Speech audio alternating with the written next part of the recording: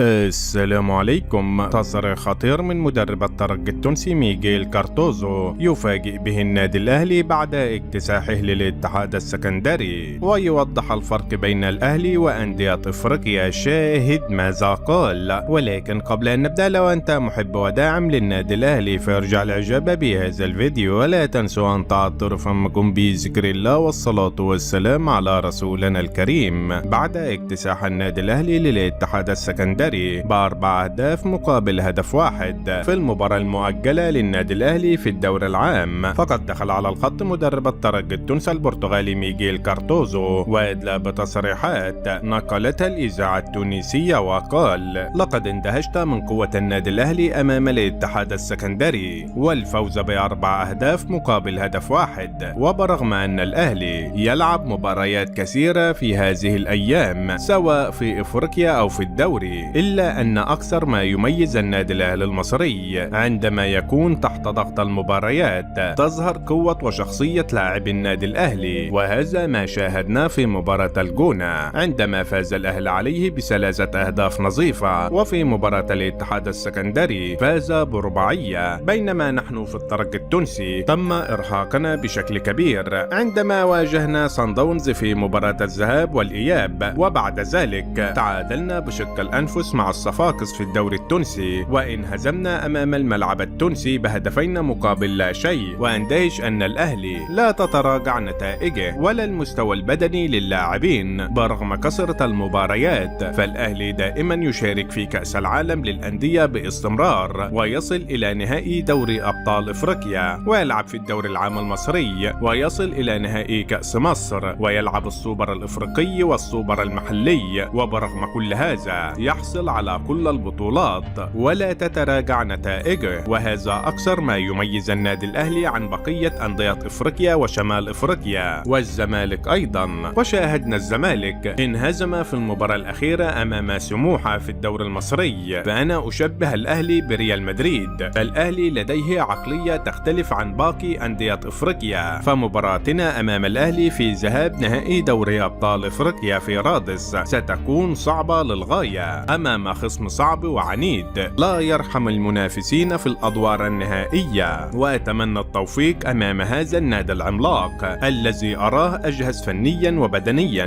من الترجي التونسي. وفي النهاية شاركونا بآرائكم حول هذا الموضوع، ولا تنسوا الإعجاب بهذا الفيديو والاشتراك في القناة ليصلكم جديدنا.